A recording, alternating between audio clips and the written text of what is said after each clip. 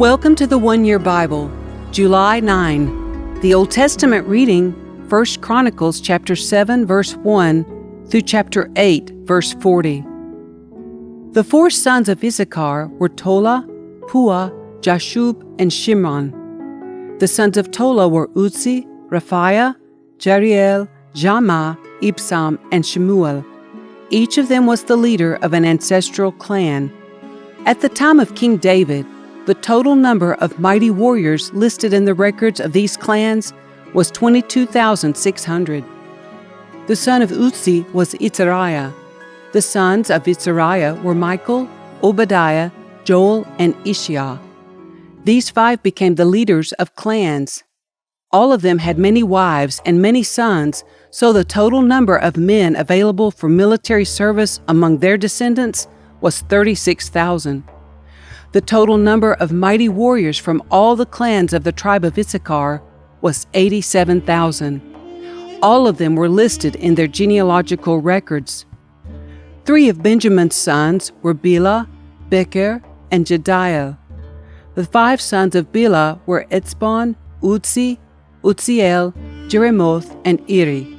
Each of them was the leader of an ancestral clan.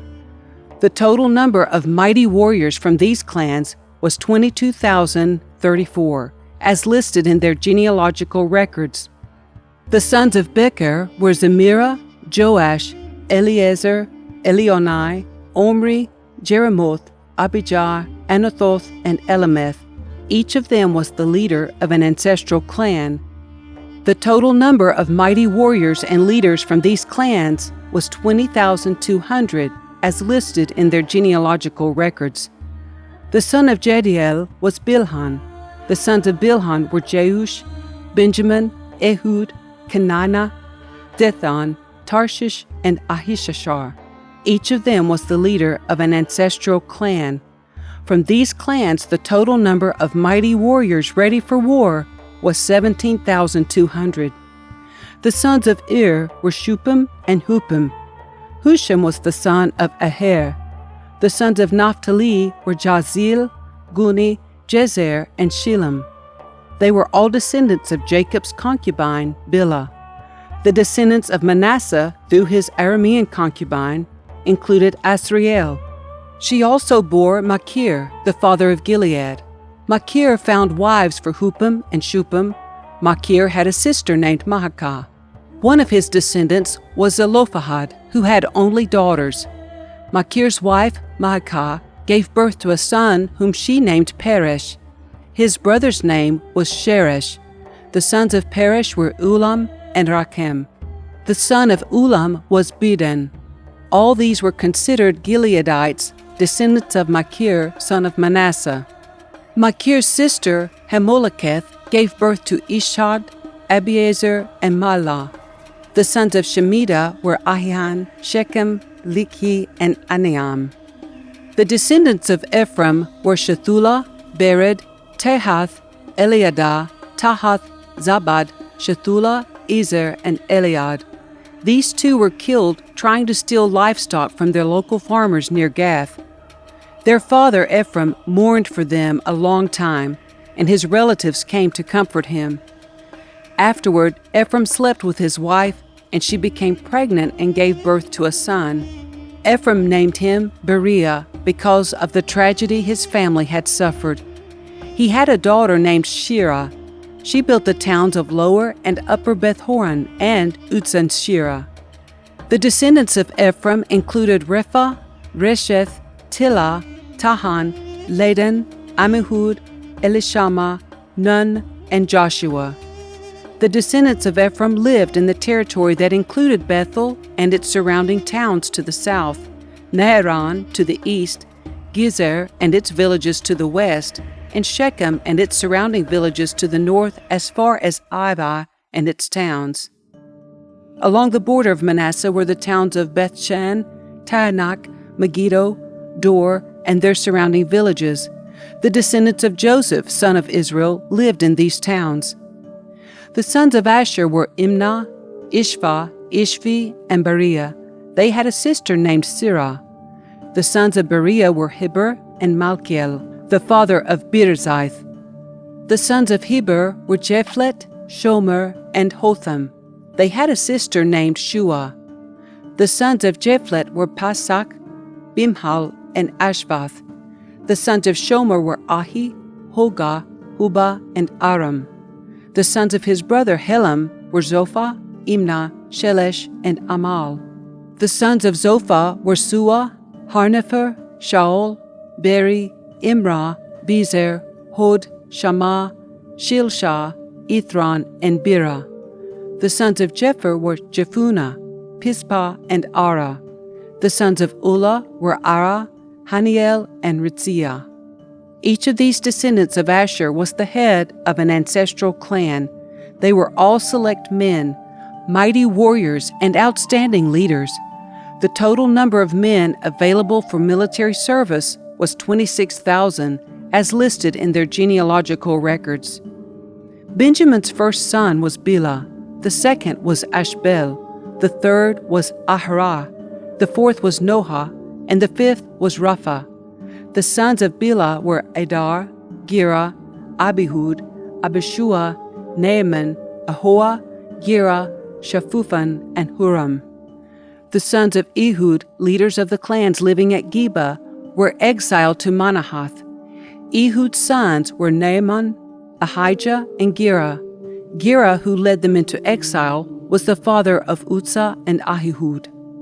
After Shaharaim divorced his wives, Husham and Baara, he had children in the land of Moab. His wife Hodesh gave birth to Jobab, Zibiah, Misha, Malcolm, Jeuz, Sakiah, and Mirmah. These sons all became the leaders of clans. Shaharaim's wife Husham had already given birth to Ahitub and Elpal. The sons of Elpal were Eber, Misham, Shemed, who built the towns of Ono and Lod and their nearby villages, Beriah and Shema. They were the leaders of the clans living in Ajalon, and they drove out the inhabitants of Gath. Ahio, Sheshach, Jeremoth, Zabadiah, Arad, Eder, Michael, Ishpah, and Joah were the sons of Beriah. Zebadiah, Meshullam, Iski, Heber, Ishmerai, Itzliai, and Jobab were the sons of Elpal. Joachim, Zikri, Zabdi, Elianai, Zilathai, Eliel, Adiah, Beriah, and Shimroth were the sons of Shimei. Ishpan, Eber, Eliel, Abdon, Zikri, Hanan, Hananiah, Elam, and Thothajai, Iphtaiah, and Penuel were the sons of Sheshach. Shemsherai, Shahariah, Athaliah, Jarashia, Elijah, and Zikri were the sons of Jehoram. These were the leaders of the ancestral clans. They were listed in their genealogical records, and they all lived in Jerusalem. Jael, the father of Gibeon, lived in the town of Gibeon. His wife's name was Maacah, and his oldest son was named Abdon. Jael's other sons were Zur, Kish, Baal, Ner, Nadab, Gedor, Ahio, Zechariah, and Mikloth, who was the father of Shimeam. All these families lived near each other in Jerusalem. Ner was the father of Kish. Kish was the father of Saul. Saul was the father of Jonathan, Malchishua, Abinadab, and Eshbaal. Jonathan was the father of Merib-Baal. Merib-Baal was the father of Micah. Micah was the father of Pithon, Melech, Tariah, and Ahaz. Ahaz was the father of Jada. Jada was the father of Elameth, Asmaveth, and Zimri. Zimri was the father of Moza. Moza was the father of Benaiah. Benaiah was the father of Raphiah. Raphiah was the father of Eleasah. Eleasah was the father of Azel. Azel had 6 sons, Azrikam, Bokeru, Ishmael, Shiriah, Obadiah, and Hanan. These were the sons of Azel. Azel's brother, Eshek, had 3 sons. The first was Ulam, the second was Jeush, and the third was Eliphelet. Ulam's sons were almighty warriors and expert archers. They had many sons and grandsons, 150 in all. All these were descendants of Benjamin.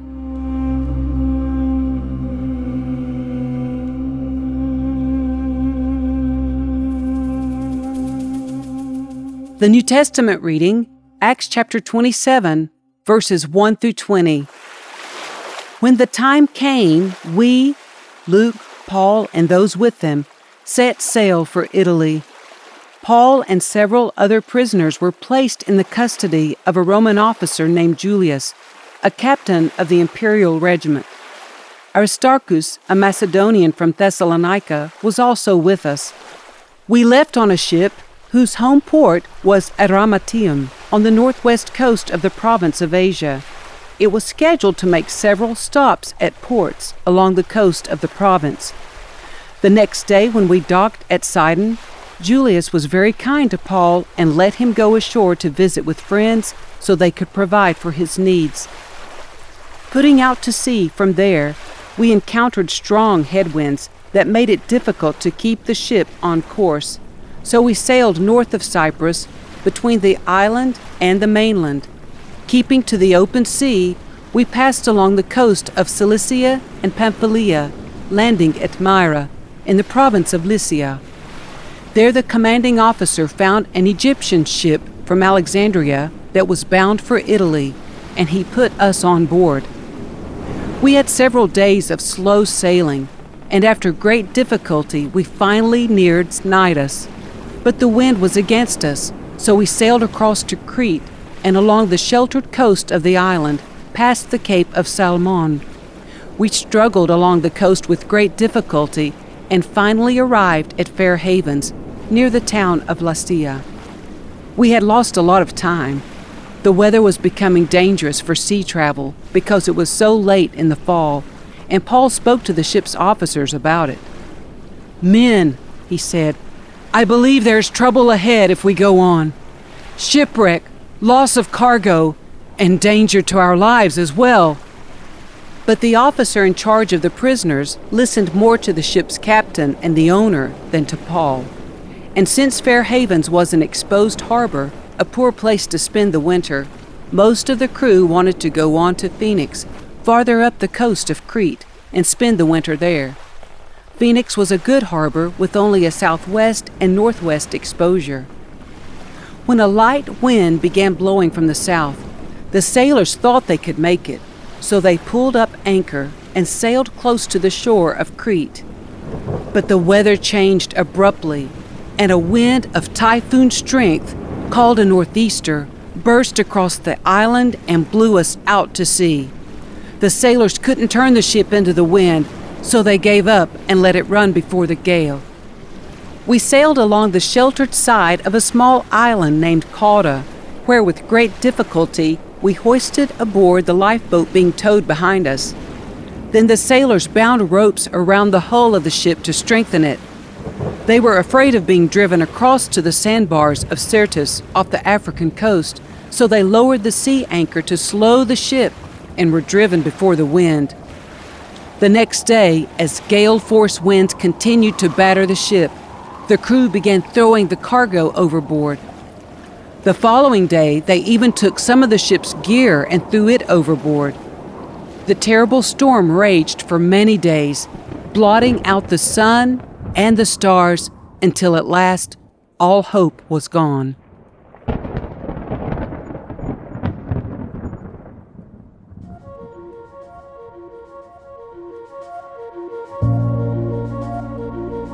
Psalm 7, verses 1 through 17. I come to you for protection, O Lord my God. Save me from my persecutors. Rescue me. If you don't, they will maul me like a lion, tearing me to pieces with no one to rescue me. O Lord my God, if I have done wrong or am guilty of injustice, if I have betrayed a friend or plundered my enemy without cause, then let my enemies capture me. Let them trample me into the ground and drag my honor in the dust. Arise, O Lord, in anger. Stand up against the fury of my enemies. Wake up, my God, and bring justice. Gather the nations before you. Rule over them from on high. The Lord judges the nations.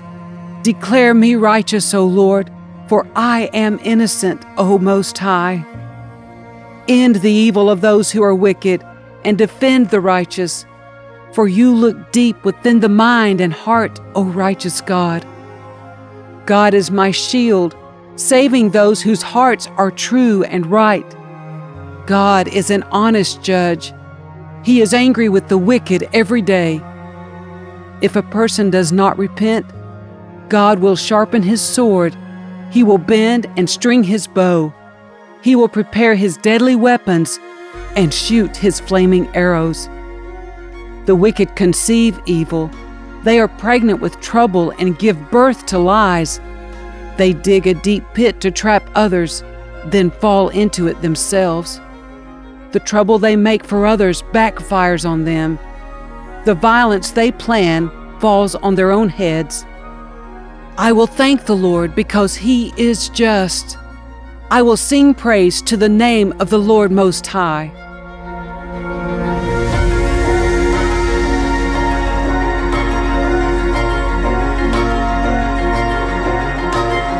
Proverbs 18, verse 22. The man who finds a wife finds a treasure, and he receives favor from the Lord.